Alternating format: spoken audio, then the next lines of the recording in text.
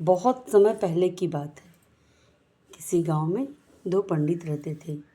एक पंडित मंदिर का पुजारी था और दूसरा पंडित गांव के अमीरों के घर पूजा कराया करते थे। उन्हीं अमीरों के घरों में एक काम करने वाला भोला राम नाम का एक आदमी था। बहुत ही भोला था, जिस तरह नाम से था वैसे ही बुद्धि से भी था। एक दिन उसने पंडित जी से कहा, हे पंडित जी, जो पूजा आप हमारे मालिक के घर कराते हैं ना, वही पूजा आज हमारे घर भी करा दीजिए ना, आज नहीं तो कभी भी। पंडित जी ने उसे डांटते हुए कहा, तुझे पता है इस पूजा में कितना खर्चा आता है, कितना हुआ है, तू कर पाएगा क्या? तेरी हैसियत है क्या ये पूजा कराने की? चल हट। पंडित जी ने उसे धिक्कारते हुए बहुत डांटा कि वह गरीब है, वह पूजा नहीं करा सकता, उसकी औकात नहीं है। यह बात वह मंदिर के पुजारी देख रहे थे। उन्होंने भोला राम का लटका हुआ मुंह देखकर पूछा, भोला राम, क्या हुआ जो तू इतना दुखी है, और पंडित जी ने ऐसा क्या कह दिया?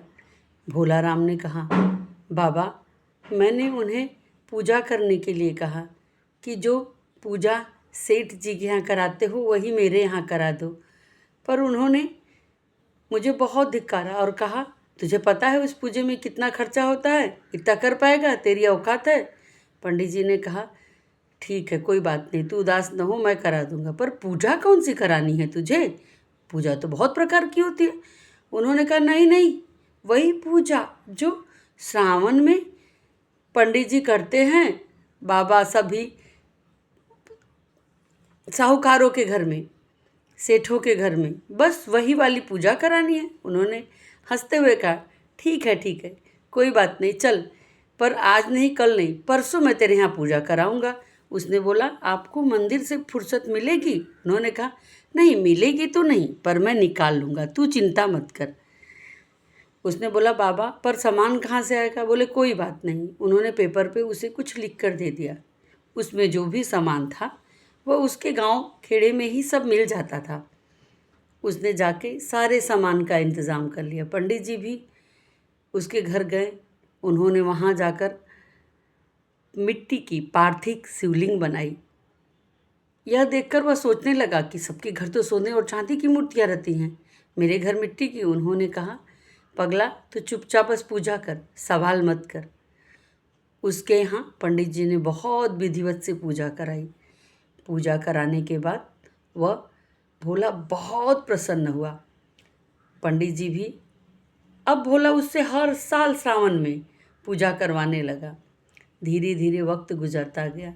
जो अमीरों के यहाँ पंडित जी थे ना, उनको धीरे धीरे शरीर में कोई ना कोई बीमारियाँ निकलने लगी। पंडित जी बहुत परेशान रहने लगी और भोला राम धीरे धीरे बहुत धनी हो गया। और लेकिन फिर भी वह शिव जी की पूजा करना नहीं शुरू किया, और वह वैसे ही करता रहा। कोई सोने चांदी की मूर्ति नहीं बनवाई। वह उसी मिट्टी के पार्थिव शिवलिंग से पूजा करता रहा, जिस तरह पंडित जी ने पहली बार उसके घर में शुरुआत कराई। और यह पंडित जी भी बहुत अच्छे, और गांव में सभी गरीब अब इन्हीं को बुलाते थे अपने यहाँ पूजा कराने के लिए। पंडित जी ने एक दिन मंदिर में एक साधु आया।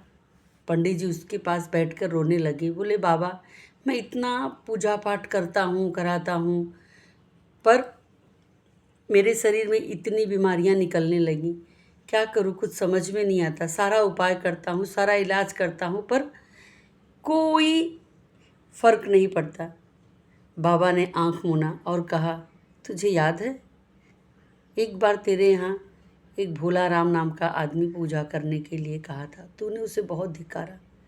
तू लालच में पूजा करता है, श्रद्धा से नहीं। भोले को तो सिर्फ श्रद्धा चाहिए, लालच नहीं। और उसे देख, उस पंडित को तो सिर्फ श्रद्धा है, लालच नहीं। जो भी उसे दान में दे दे वह ले लेते हैं, नहीं दिया तो भी खुश और उसे दिल से आशीर्वाद देते हैं। तू तो बद्दुआ देते चलता है, इसीलिए यह तेरे बद्दुआ का फल है, ना कि तेरे पूजा पाठ का। पूजा पाठ से भी तो तुझे बहुत कुछ मिलता है। यह सुनते ही वह पंडित जी शर्मिंदा हुए। इस कहानी से हमें यह शिक्षा मिलती है कि हमें हमेशा श्रद्धा से पूजा करना चाहिए, भले ही वह 2 मिनट का ही हो, ना कि 2 घंटे का दिखावा। बोलो शिव शंकर शंभू महाराज की जय।